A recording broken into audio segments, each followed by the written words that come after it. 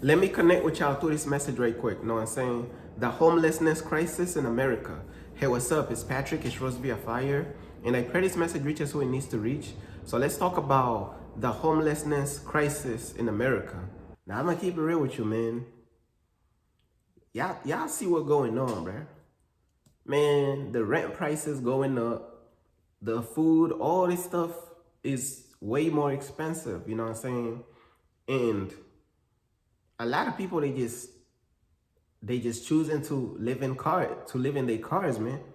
Know what I'm saying? Lots of people is living in their cars. Lots of people don't even have a car. Know what I'm saying? Lots of people don't even have a car, so they just really homeless, man. Know what I'm saying? Some people is homeless living in their car, or some people is just homeless without a car. The prices is just crazy, man. Know what I'm saying? The prices, man, I be seeing like $49 for 2 items. You buy you some grapes and like some apples and this and that.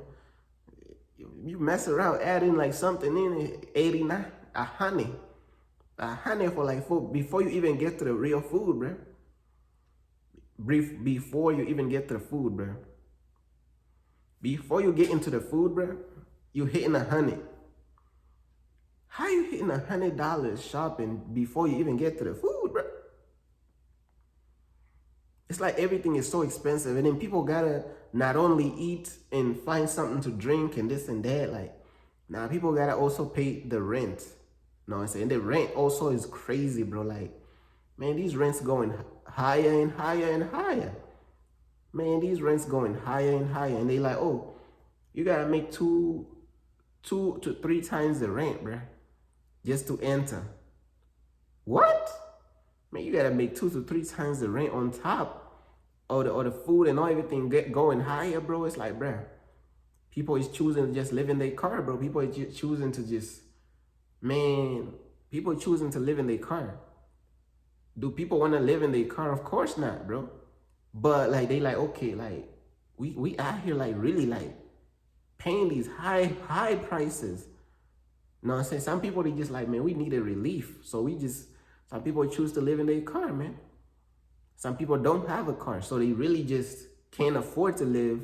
So now they just really on the street without even a car, bro. Like, some people, they just don't even have a choice. It's too expensive, or an emergency happens, or like something happened and this and that. One thing led to the, you know how life be. Things unexpected start to happen, unexpected expenses. Before you know it, your savings is wiped, everything, like unexpected stuff, like everybody else. And you got some people out there, they don't even have a cushion or people to fall back on. They don't have family. They really just solo out here, bro. Don't you know how much weight, like, don't you know the weight on your shoulder, bro, to be solo, bro, in this crazy world, bro? In this crazy American economy, bro? You know how much pressure and weight it is to not have like a support system, and you just really solo out here, bro. It feel like you're alone out here, bro. People going through it, bro. People like, bro. Like, bro, when you alone, bro, it's like you gotta work a million times harder, bro, because it feel like when things fall apart, you don't have no family to go back to. You don't have no cushion to fall back on. Like, when you really alone, bro, you really carry like this weight, the weight of the world on your shoulder, bro.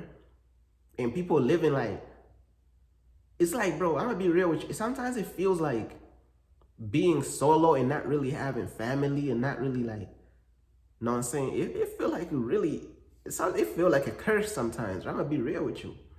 It feel like a curse because of how much harder you have to work and how you almost like have to be a robot. It's like you almost gotta be perfect. When you don't have a cushion to fall back on, it's like every mistake that you make feels like magnified. Every little thing that you do feels like magnified. But it's like the people who have a cushion, people who have like support systems, they could make mistakes and kind of like dance their way out of it, man. They could be dancing, man. I'm telling you, they could be dancing all the way out of the mistakes. You know what I'm saying? Just chilling, bro. Man, you alone, bro. You solo. You make mistakes. severe consequences. So it's feel like a curse, bro, not having a support system. And that just me keeping it real. And a lot of people, bro, they just choosing to live in their car, man. And some people, they just don't have a choice but to be on the street because of how the prices is, bro, and everything is so expensive. Now you gotta understand, some people, they homeless because it could be some type of karma. You know what I'm saying? Some people, they got things going on with God, and they could be homeless as a punishment from God because they have some type of karma over their life. You know what I'm saying? They could be like vagabonds, and some people, it could be karma and punishment from God, you know? So it's like you also gotta be careful which homeless person that you help, because some of these people, like, they homeless, but it's like, it's because it's a punishment from God. And then you got other people out there, they just genuinely just struggling, bro. They just genuinely can't afford these high prices. So like, there's just all types of different things that going on, and it's just sad how these prices are just going higher and higher, and they expect you to be paying these high prices till you're 70 years old. And a lot of people, they just burnt out. They just tired of this stuff, man. You know what I'm saying? I pray that God will really just give us all the strength, bro, to just keep going in this world, bro, because I'm telling you, bro, it's real, bro. It's real. Like, hey, some people feel as though they don't have no support systems and they don't have much support. Some people have support systems. And you gotta understand, some people who do have support systems, they kind of be looking down on the people who don't have the support systems. Some of them do. I'm not saying all of the people who have support systems be looking down, but you got some people who have support systems and they just look down on the people who don't have support systems. And they just will never really understand, bro. Like, it's not, the struggle is much different. The battle for survival is much different when you don't have all these support. You know what I'm saying? All these supports, it feel like you're solo out here, bro. You know what I'm saying? But man, this prayer goes out to all the people out there, man, you know what I'm saying, who just may be going through it, man. People with a good heart, man. I'm not even praying for the wicked, for the people who don't even want to change, bro. For the people who don't even want to follow God and change. I ain't even praying for them, bro, because they already wicked. But for the people out there with a good heart and they genuinely going through it and struggling, bro, man, I just pray that God make a way. You know what I'm saying? I pray that God make a way for really everybody, man, for all of us, man. Give us the strength, you know what I'm saying? Set us free from these cruel systems and all these different things that we may be struggling with and we may be going through, bro. Because a lot of people, they struggling in silence, bro. People going through it silently, and they don't even speak up about what's going on in their life, man, you know what I'm saying? But yeah, man, that's pretty much everything that I wanted to say. It's real out here, man. You know, and people need to start praying for each other, man. Like, pray for the right people out there that God wants you to pray for, bro. You know what I'm saying? Pray for the right people. Pray for the right people, man. You know what I'm saying? Don't be out here praying for wicked people who hate God and they don't want to change, because that's their karma, bro. If they wicked and they hate God and they don't want to change, it's not your responsibility, and it's not my responsibility to pray for them. Because if they hate God and they don't want to change and they don't want to follow God, they also hate me.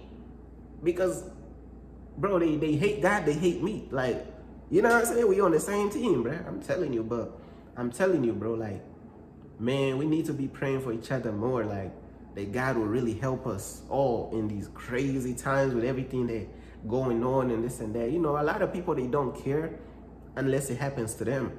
A lot of people, they don't care.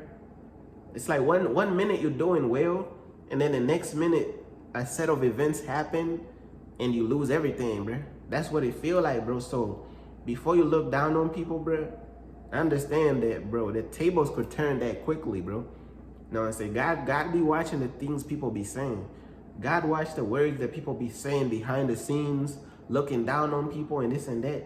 Before you know it, like, just like that, one thing leads to another, everything gone. Your savings, everything gone. You in the same exact situation or worse because of your own words, man. You know what I'm saying? But yeah, man, that's pretty much everything that I wanted to say. We got to stay connected to God, bro. We got to stay close to God in these crazy times, bro. You know what I'm saying? Peace.